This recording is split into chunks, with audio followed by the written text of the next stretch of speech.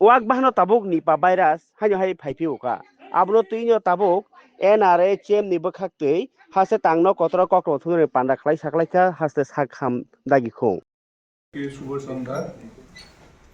Already আমাদের MD sir বলেছেন যে আজকে আমরা কেন এখানে এসেছি।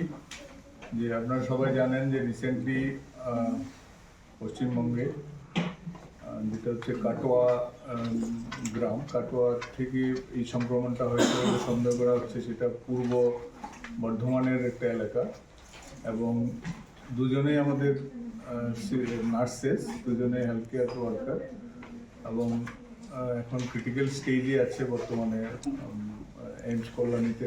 ওরা আছে, তো ওদের নিপা সংক্রমণ শনাক্ত করার পরে সর্বত্র একটা অ্যালার্ট জারি হয়েছে।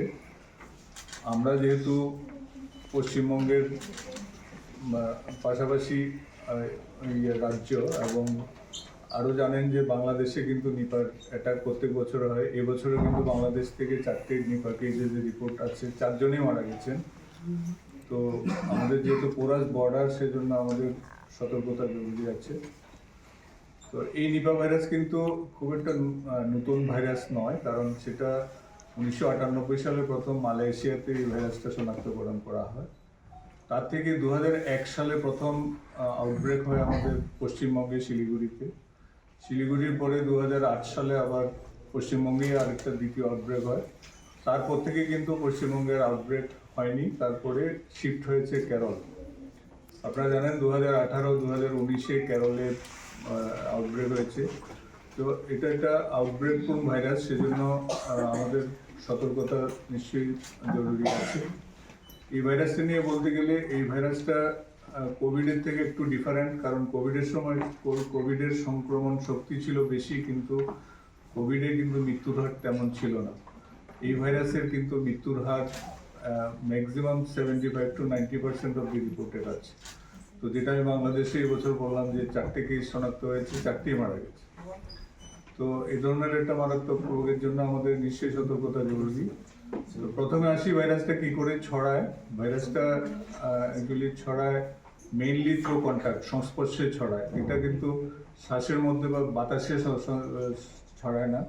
সেটা ভাইরাসের সংস্পর্শে, মানে যেসব মানুষ এই রোগে আক্রান্ত হয় বা কিছু পশু যেমন শুয়োর এবং ঘোড়া এবং আরও কিছু জানোয়ার আছে, অ্যানিম্যাল আছে, যেগুলোর মধ্যে ওরা যদি সংক্রমিত হয়, ওদের যদি সংস্পর্শে আমরা আসি, ওদের বডি সিক্রেশন যেগুলো, যে লালা এবং অন্য সিক্রেশন যদি আমাদের সংস্পর্শে আসে, তার থেকে আমাদের ছড়াতে পারে। আর মোস্ট ইম্পর্টেন্ট হচ্ছে যে বাদুড় থেকে সবচেয়ে বেশি ছড়ায় এই ভাইরাস।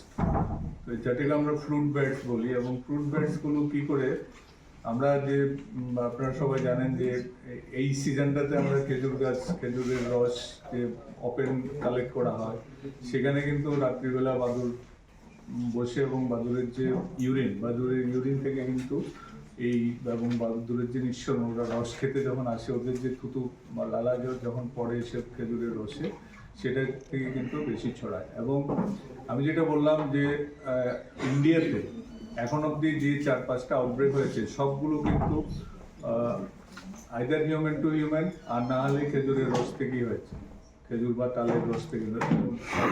তালের রসটা বেশি। তো এটা হচ্ছে এক ধরনের। 2 ধরনের দ্বিতীয় সংক্রমণ হয় হাসপাতালে যদি আমরা ঠিকমতো চিহ্নিত করতে না পারি, সেই রোগীর সংস্পর্শে বা সেই রোগীর সেবা শুশ্রূষা যারা নিয়োজিত থাকে, তাদের কিন্তু ডাইরেক্ট কন্ট্যাক্টে এটা হতে পারে।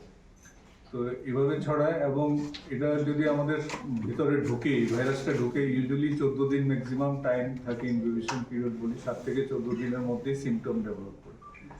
কি সিমটম ডেভেলপ করবে? সিমটম হচ্ছে ফিভার থাকবে, জ্বর থাকবে, জ্বরের সঙ্গে আনকনসিয়াস হয়ে যাওয়া, জ্ঞান হারিয়ে ফেলা, অজ্ঞান হওয়া, বা অল্টার্ড সেন্সরিয়াম যেটাকে বলি, যে আবল তাবল কথা বলা, ওরিয়েন্টেশন ঠিক মতো না থাকে, কোথায় আছে বলতে পারছি না, আপনি কী বার জিজ্ঞেস করলে বলতে পারছি না, এই ধরনের যদি কোনো উপসর্গ থাকে, বা জ্বরের সঙ্গে যদি পুরো অজ্ঞান হয়ে যায়, তাদেরকে কিন্তু আমাদের বর্তমান পরিস্থিতিতে ইমিডিয়েটলি নিপার সন্দেহ করে নিপার ডায়াগনোসিসের ব্যবস্থা, শনাক্তকরণের ব্যবস্থা করতে হবে।